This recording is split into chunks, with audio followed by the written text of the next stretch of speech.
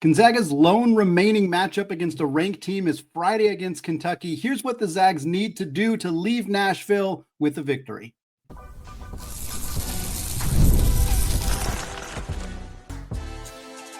You are Locked On Zags, your daily podcast on the Gonzaga Bulldogs. Part of the Locked On Podcast Network, your team every day.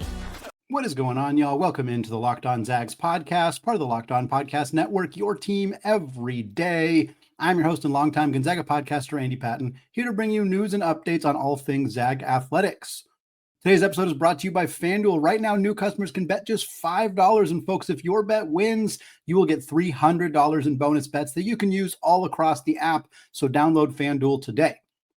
Well, Gonzaga's taking on Kentucky Friday in an epic battle, number 4 in a 6-year series. We're going to preview the Cats. We're going to discuss their ugly loss to North Carolina on Tuesday at Rupp Arena. We're also going to talk about our 5 keys to a Gonzaga victory. What do they need to do to get back into the win column and pick up what is one of very few, potentially the only ranked matchup remaining for the Zags? We'll talk about all of that, this banged up Kentucky team. We're also going to close out the show taking a look at my bold predictions for this season. Made them on Halloween. We're about 25%, about a quarter of the way into the season. How are those looking at this point? We'll talk about that at the end of the show.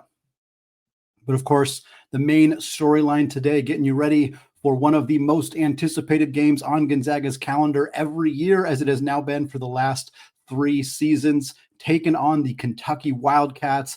Friday, December 5th, the game will tip off at 4 p.m. Pacific time. Nice to be out of those late windows, especially for those of you who are out on the East Coast. And this one actually starts at a normal time for all of you out there. Game is on ESPN2 and is taking place at the Bridgestone Arena in Nashville. That is the home of the Nashville Predators of the NHL. Lots of college basketball games have been played there in the past as well. And as I alluded to earlier, this is part of a 6-year series agreed to between Gonzaga and Kentucky back when John Calipari was the head coach at Kentucky. So far, the Zags are up 2-1 in the series. Back in 2022, they beat Kentucky at the Spokane Arena. The following year, they beat Kentucky at Rupp. And then the following year was last season at Climate Pledge Arena. Gonzaga, an 18-point lead early in the second half, blew that lead, went into overtime and lost. So Mark Pope is 1-0 against Gonzaga in his tenure at Kentucky, while as Gonzaga got Coach Cal twice before he moved on to Arkansas. The next 2 games next year will be the first and only time in this series that Kentucky is playing Gonzaga at the McCarthy Athletic Center. And when this series was agreed to a couple of years ago, the common joke was like, well, Coach Cal made sure to put that game at the McCarthy Athletic Center late in the series because he's not planning to be there at that time. Little did we know that he wasn't even going to be there for most of this series between these 2 teams. However, of course, Mark Pope, much more familiar with playing in the kennel from his time at BYU. And then the final game of this series in 2027 will be back at Rupp Arena. Yes, Rupp gets 2 games. Gonzaga gets 2 in Spokane, but only 1 at the kennel. It is what it is. Not a big deal. Very excited for those final games and very excited for this game coming up on Friday. This is the lone ranked matchup still on Gonzaga's schedule after the AP poll refreshed this week with with UCLA out of the top 25. Oregon has not been anywhere near the top 25 after a rough start for them. St. Mary's still receiving some votes, but this is a big time matchup for Gonzaga. Not only their only potential ranked matchup for the rest of the year, but this is the only quad 1 game remaining in Gonzaga's non-conference slate. They're currently 1-1 in quad 1 games. They do have potentially 3 quad 1 opportunities in the WCC right now. Both games against St. Mary's would be quad 1, and the road game against Santa Clara would be quad 1. But there aren't a ton of these opportunities left. And this is a big one for Gonzaga to go get a W against Kentucky on a neutral floor. Gonzaga is also 2-0 against the SEC this year with wins over Oklahoma and Alabama. Would be great to collect a 3rd win against that conference. It would be a perfect record, assuming they don't play an SEC team in the NCAA tournament. Also worth pointing out, while Gonzaga is up 2-1 in this series against Kentucky, it is tied 2-2 in the entire Mark Few era, as Gonzaga lost to Kentucky way back in 2002 as part of the Maui Invitational. Another fun fact: with this game slated to be the 5th matchup between these two programs. That means there have been 5 Gonzaga teams and 5 Kentucky teams. Of those 10 different teams, 9 of them have been ranked in the AP top 25. And in fact, the only team that was not ranked was Gonzaga when they went to Rupp Arena a few years ago and beat Coach Cal's Kentucky team at Rupp. That is the only unranked team that has played in this series dating back to 2002. Let's talk a little bit about this Kentucky team before we get into our keys to victory. The Wildcats 5-3 overall, but this is a tough team to pin down how good they really are, because their 5 wins are universally against bad teams. Currently, as I'm recording this, the KenPom rankings for the 5 teams that Kentucky has beaten are as follows: Valparaiso 191, Nicholls State 266, Loyola Maryland 302, Tennessee Tech 307, Eastern Illinois 331. They haven't beaten anybody who is even remotely close to being good. The 3 losses, however, are all to very good teams. They lost to Louisville at Louisville. They are 9th at KenPom. They lost to Michigan State in the Champions Classic. Granted, they lost that game by 17 points, but Michigan State is currently 10th at KenPom. And then they lost on Tuesday at Rupp to North Carolina, who is 22nd. So they've played 3 top 25 teams and lost. 2 of them were close games. 1 of them was not. And then they have played a bunch of teams outside the top 200, Valpo just inside the top 200, and they've beaten all those teams quite handily, which is part of the reason they are so high in the net and that they are highly regarded at KenPom and other places, despite not having any good wins, is because those computer metrics really value dominating bad teams. It's a flaw in the system. It's the reason that some of these programs, like in the SEC and the Big 12, tend to schedule a bunch of cupcakes and just blast the doors off of them, because it makes you look better from a net perspective. KenPom, various places like that. It is a flaw in the system. Kentucky has taken advantage of it, but to date, they have been criticized quite heavily for not beating anybody good, especially after what was a pretty hideous game against North Carolina on Tuesday night. The other reason this Kentucky team is hard to pin down is not because of the wide discrepancy in their schedule, but it's because they have not been fully healthy. In fact, they haven't even really been close to being fully healthy this year. At no point this season have they had perhaps their most impactful transfer portal addition of the offseason, Arizona State center Jayden Quaintance, who played last year for the Sun Devils. Only reason he's not in the NBA right now is because he was too young to declare for the NBA even after his freshman season. So he had to come back for a second year. He had off-season knee surgery and has yet to make his Kentucky debut. Still, to this day, showing up as a top 10 pick on NBA draft boards because of how incredibly dynamic he is as a rim protector, low post scorer, super young, super bouncy athlete. The fact that Kentucky does not have him is a huge loss for them and a big advantage for Gonzaga. The latest update is that he has not done 5-on-5 drills, hasn't really done much of anything. And Mark Pope has been intentionally vague, but it would be a huge hoodwink if it turns out he's going to play on Friday. I would be stunned, like 99.999% sure he is not going to suit up for Kentucky on Friday. After that, you're also missing your starting point guard, Jaland Lowe, a transfer from Pitt. He got injured in their blue-white scrimmage, missed the rest of the exhibition season, then got injured, re-injured that shoulder in, I think, their first or second game of the season. He's played a little bit this year, but he came in to be their starting point guard. This is the guy they brought in to lead the show, to be that guy. And he was like 16 points per game at Pitt in the ACC, very talented player. And he has not been playing. And it sounds like he is also unlikely to play on Friday. He's been what they described as a, quote, loose participant in practices this last week, but did not do any 5-on-5, did not do any contact drills. And that was leading into the North Carolina game on Tuesday. So the odds of him being ready to play in a game 3 days later feels very slim to me. Kentucky is also missing Mo Diabate, a transfer from Alabama, another front court player for them. He's a very good player. He's missed the last 3 games with an ankle injury. It got injured in the Michigan State game. And I'm just going to read the quote here from Mark Pope. He said, "I don't know. I'm not sure how soon it will be. It was a pretty nasty sprain, but I do know he's tough as nails, so I expect him to be back sooner than most mortals would be able to get back." I like that quote because Mark Pope is a goofy guy. So, of course, it's a bit of a goofy quote, but also seems pretty unlikely that we're going to see Diabate in this game. Those huge losses. Like, one of the big talking points about Kentucky coming into the year was they are the deepest team in college basketball, 1 through 12, 1 through 15. Like they had talent everywhere on that roster. They spent $22 million reportedly on that roster. But any team, no matter how, I don't really care how good you are 9 through 15. Like, it doesn't really matter, and it shouldn't matter. Kentucky is being tested because they are having to play those guys who are deep on the roster, and it hasn't proven to be fruitful yet. I don't think it's because those players are untalented necessarily, but I think it's because this team has not gelled. The cohesion is not there.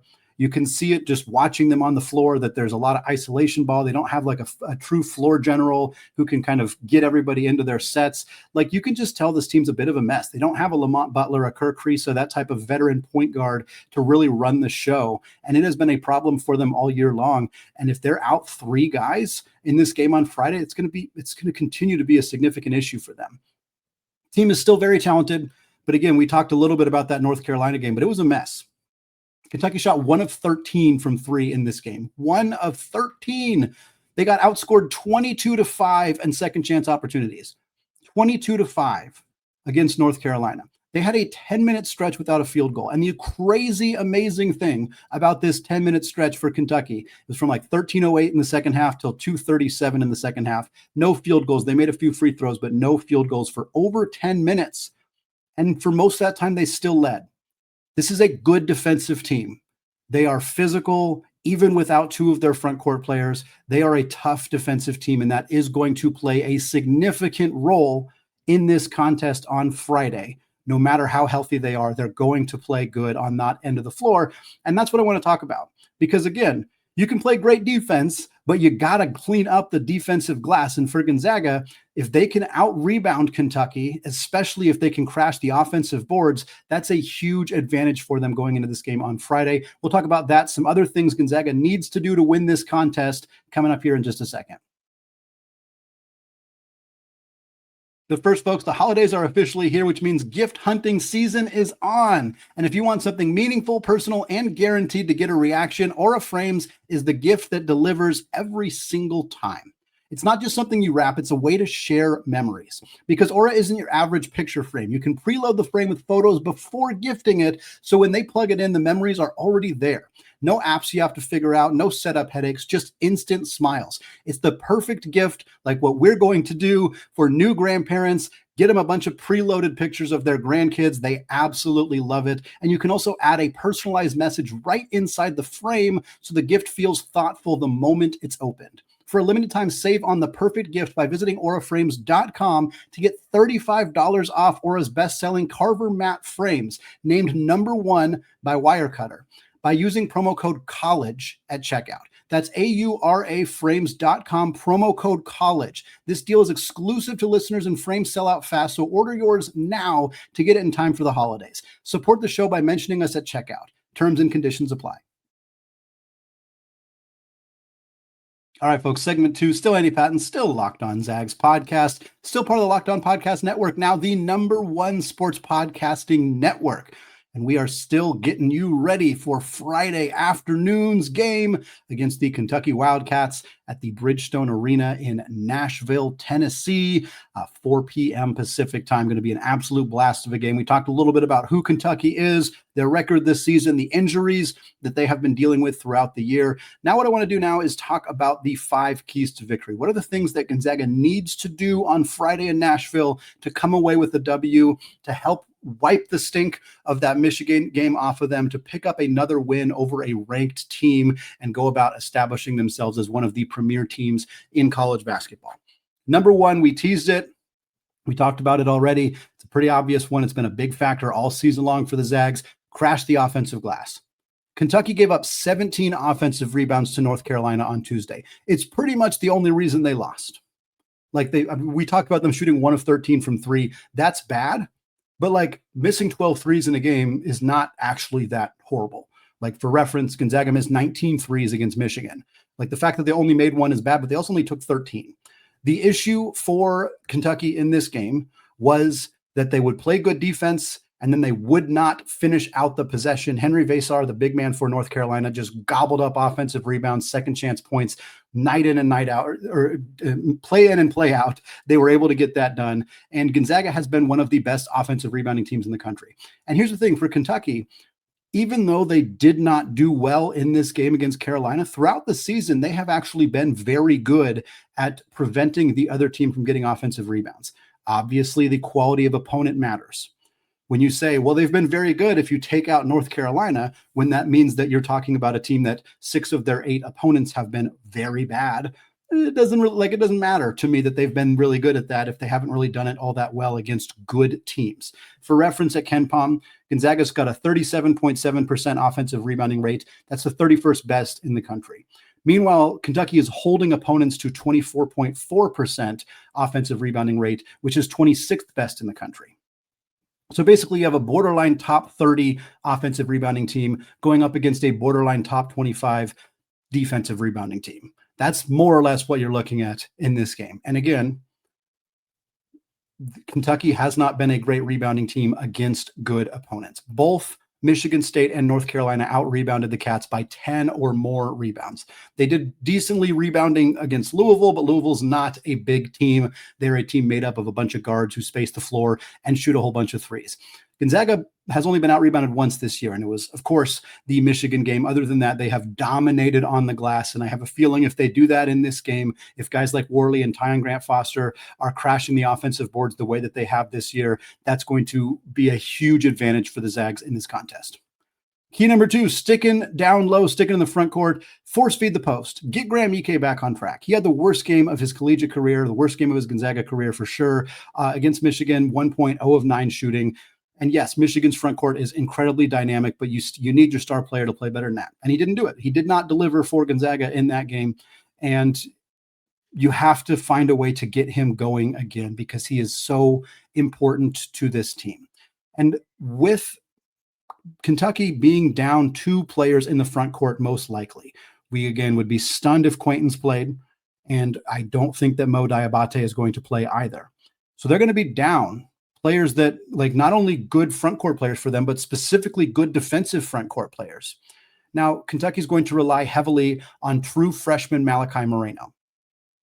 But Malachi Moreno is not your average defensive freshman. Typically, you'd expect, any freshman, Graham Ike is just going to go to work, take them to the woodshed, do what he does. And that may still end up happening. But Malachi Moreno is an absolute monster. 7 feet, 250 pounds. He is every bit that. This is not an exaggerated measurements for Malachi Moreno. He is a massive human being. He has one of the best defensive ratings in all of college basketball. He's blocking 1.5 shots per game in barely 21 minutes of action, and he does not foul, averaging a half a foul per game, and that's in 21 minutes. He is elite at not fouling and blocking shots. And once again, I will continue to use the caveat that most of the time that Malachi Moreno has played, it has been against teams outside the top 300 at KenPom. He is dominating inferior opponents. What does he look like when having to defend really good front court players? Well, Michigan State throttled Kentucky, and they have Carson Cooper and Jackson Kohler, a very good front court duo. North Carolina only won because of the work they did on the offensive glass, specifically 7-foot center Henry Vasar, who was the best player on the floor in that game. Neither Michigan State or North Carolina's front court are as good as Gonzaga's. And Kentucky has struggled against those 2 front courts. This is an area Gonzaga needs to take advantage, again, especially if Diabate does not play. You may not be able to get Moreno in foul trouble, but make him work. Make him work hard. And then you got Brandon Garrison. He's their other big. He's 6'11", 245 pounds. He's a bigger guy. He's a junior now, but he's not a defensive player. He's a good offensive player. He's going to test Braden Huff on that end of the floor, but he's not a good defensive player. Whoever Garrison is guarding, that's who you get the rock to. You let them go to work. If they double, you kick it out. You start trying to look for some opportunities to take some outside shots, but you have to try to pound the ball down low and take advantage of a hurt and also just not particularly deep because of the injuries Kentucky front court. Key number 3 for Gonzaga, our defensive key, generate turnovers and get out in transition. Kentucky, under Coach Pope, does not play at a quick pace, and I think the best way to mitigate that, especially when they do have a strong front court defense, if you want to set your tempo, you want to play at your speed instead of being forced to play at their pace, and you know you're going up against a team that plays really good half-court defense, the best thing you can do is get easy points in transition. It forces them to play a little bit faster, or at least it allows you to rack up points quickly, and then they are kind of forced to speed up, and it means you can score easy buckets without having to do it against their set half-court defense. Kentucky also, they have had the ball stolen from them a lot this year. Opponents have generated 8 or more steals in 4 of the 8 games against Kentucky this year. Louisville took the ball away from Kentucky 11 times. Nichols, Eastern Illinois, and Tennessee Tech all had 8 steals against Kentucky. Meanwhile, Gonzaga has gotten 8 or more steals in 6 of their 8 games, and they had 7 against Alabama. So they've had 7 or more steals in literally 7 of their 8 games this season. They had 18 against Southern Utah, 12 against Maryland, 10 against Creighton, 8 against Oklahoma. This team has been absolutely excellent at forcing turnovers, at stripping the ball. You have guys like Worley and Inocente and Mario Saint-Superi who have been so good at applying ball pressure, at flying in for half-court traps, as again, stripping the ball, knocking it loose, playing the passing lanes, getting steals that way. This is a big area of strength for Gonzaga and a weakness for Kentucky, particularly because they just do not have that floor general point guard type. Jalen Lowe likely not going to play in this game. They're going to rely heavily on Denzel Aberdeen and Otega Owe and Colin Chandler. And I want to be clear, those are all 3 very good players, potential NBA players, really talented guards, but they're not point guards. And the camaraderie and the teamwork and the cohesion is just not there for this Kentucky team, in part because it's a brand new roster, and in part because the guy they thought who was going to do that hasn't been able to play for them very much this season. This is an area Gonzaga needs to take advantage and should be able to do so. Key number 4, find the outside shot, but also don't get complacent. Gonzaga tried not to do this against Michigan. Gonzaga didn't want to take a bunch of threes against Michigan. And that was one of the keys we talked about before that game was, hey, don't let Michigan's front court scare you. Go into the post and feed Graham and feed Braden and let them go to work, even if the front court is having their way. And that's what happened. And Gonzaga still only took 22 threes in that game. They only made 3 of them, which was the obvious problem. But we haven't seen Gonzaga get super over-reliant on the three-point shot, and I think this is a game where you really don't want to do that. Kentucky has done a good job against three-point shooters this year. On the season, they are holding opponents to just under 28% from 3, while teams are taking 27 attempts per game. That is, of course, again, the opponent, not only the quality of the opponent, but also like Louisville loves to shoot threes. They took 40 of them, so that's raising that average quite a bit. But for, I think a lot of teams, they don't want to attack Kentucky's very big, very defensively savvy front court in Moreno, and especially when Diabate was healthy. And so teams are just settling for outside shots. Gonzaga hasn't had that become an issue for them this year, but this would be a bad time to start. Force feed the post. Don't settle for outside shots unless they're there. But when you need to, and Mark Few says this so often, he says, offense is about taking what the defense gives you. Like, we're not going into every game with like a distinct offensive plan. It's more reacting to what the defense is doing. When the defense is giving you open threes, you got to knock them down. You got to knock them down at a higher clip than 3 of 22, certainly, if you want to be able to win this one. And again, Kentucky, while they have been good against the three-point shot this year, hasn't been as good against the good teams they've played. Michigan State shot 11 of 22, 50%. Louisville shot 13 of 40, which is not great, 32.5%, but they still made 13 threes against them. North Carolina, they struggled 6 of 20. That was a good defensive effort for Kentucky in that one. And also North Carolina's offense is just kind of mediocre, if we're being honest. But Gonzaga cannot settle for bad three-point attempts. But when the defense gives them open looks, when they swing the ball around and Steele Venters has got nobody near him, you got to knock that shot down. You need Steele shooting like he did the first 2 games in Vegas. You need Emmanuel Inocente shooting like he did against Maryland. You need Adam Miller to find the three-point shot because it just has not been there for him this year. You need some combination of those guys, Mario as well, Braden Smith as well, maybe even Tyon, although I think he's just not a very good three-point shooter. And then I think some combination of the front court guys. If you can bring Malachi Moreno away from the rim, that would be fantastic. The version of Graham Ike and Braden Huff that shot a combined 0 for 8 from 3 in the Michigan game, you want better than that. If Graham can make a couple early threes like he did against Creighton, that could really open up things for Gonzaga offensively in this one. And then key number 5, take care of the basketball. Kentucky, they don't generate very many turnovers. On average, they're generating about 11 turnovers per game. That's 288th in the country, according to basketballreference.com. Louisville had just 6. In a game where Louisville scored 96 points against Kentucky, they only coughed it up 6 times.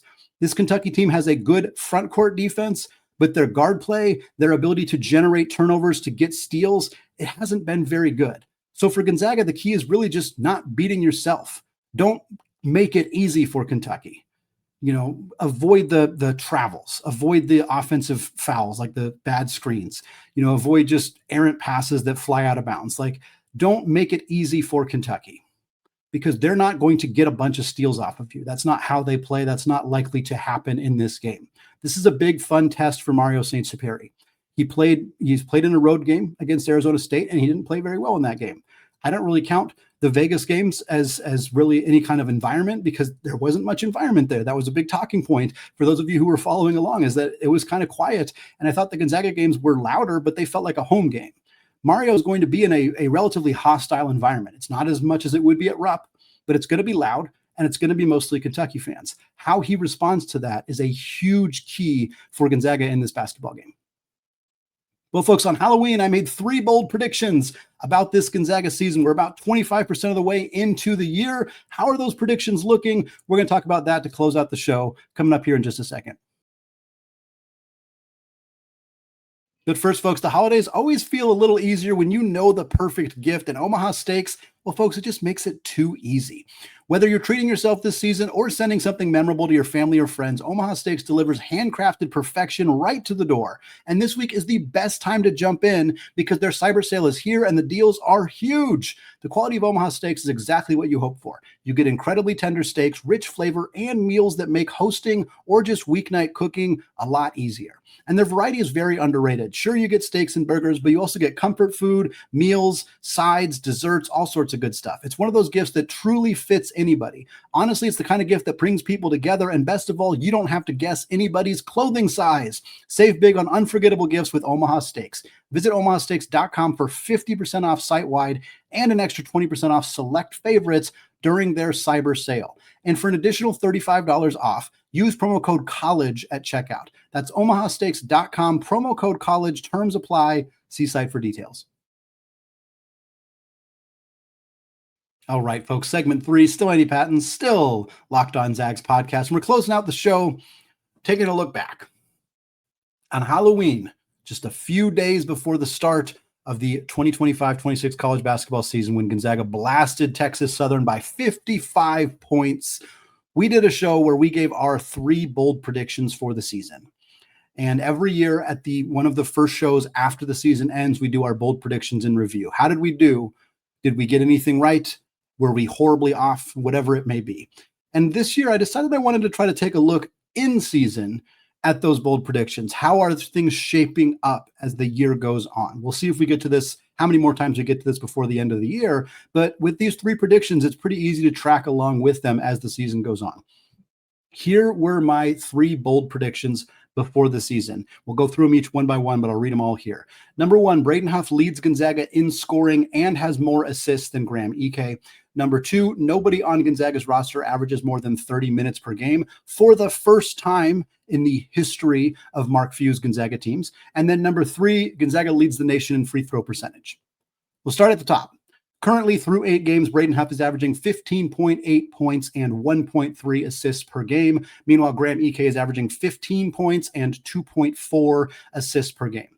Obviously, 8-game sample size. It's worth noting that these numbers are skewed dramatically by 1 or 2 off performances.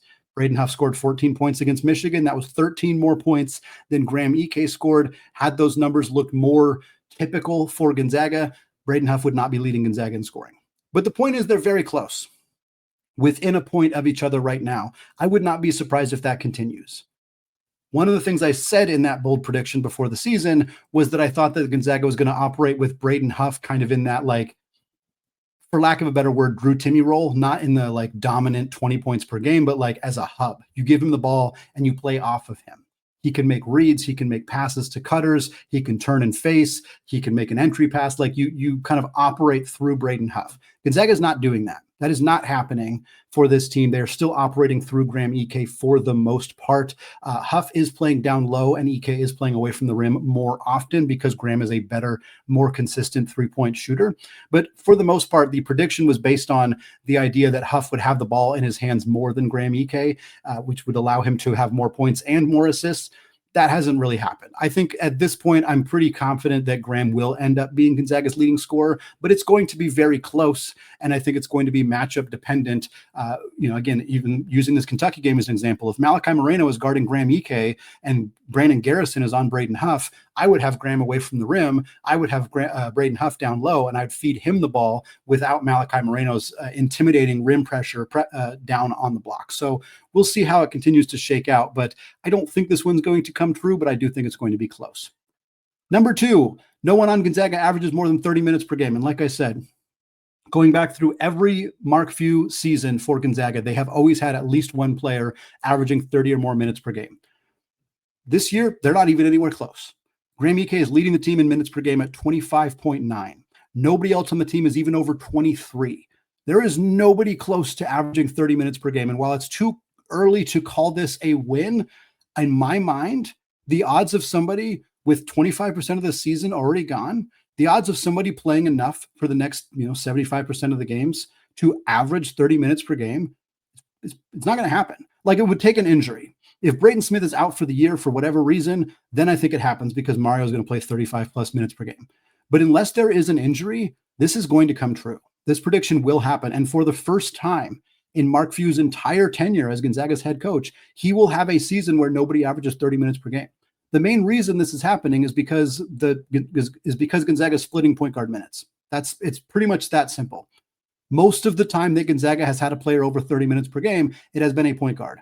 Kevin Pangos is the all-time minutes leader at Gonzaga. I think he's tied with Josh Perkins to the minute, which, by the way, is kind of insane when you think about it. But you have Derek Rivio, you have the Nemhards, both played huge amounts of minutes. Like, point guards at Gonzaga always play huge roles. And this year, those minutes are being split. And while I don't think they will end up being split by the end of the year, I think by the end of the year, it would not shock me if Mario is playing 30 minutes per night and Smith is playing closer to 10 minutes per night. I think that's very possible. In fact, I think that that's likely. But the odds that it means Mario gets all the way up to a full season average of 30 minutes per game, when right now he's at 22.3, I don't see it happening. I think this is going to come true. I think this is going to be a fun kind of quirky stat about this season at the end of the year. And the last one here, Gonzaga leading the nation in free throw percentage. Nope. If we feel pretty confident that Gonzaga is going to not have a player average 30 minutes per game, if we feel like the Braden Huff prediction is kind of 50-50, we can say pretty definitively Gonzaga is not anywhere close to leading the country in free throw percentage. This was a big shot in the dark. I will admit that. But they're at 71.2%. That's 189th. They're not even the top half. They're not at the top of the WCC. They're not anywhere close. And it's because the wrong players are shooting the majority of the free throws. That is the main issue for Gonzaga. The players that are leading Gonzaga in free throw attempts per game, the top two are great. Graham Ike is at 4.5 free throw attempts per game. He's shooting 78.5%.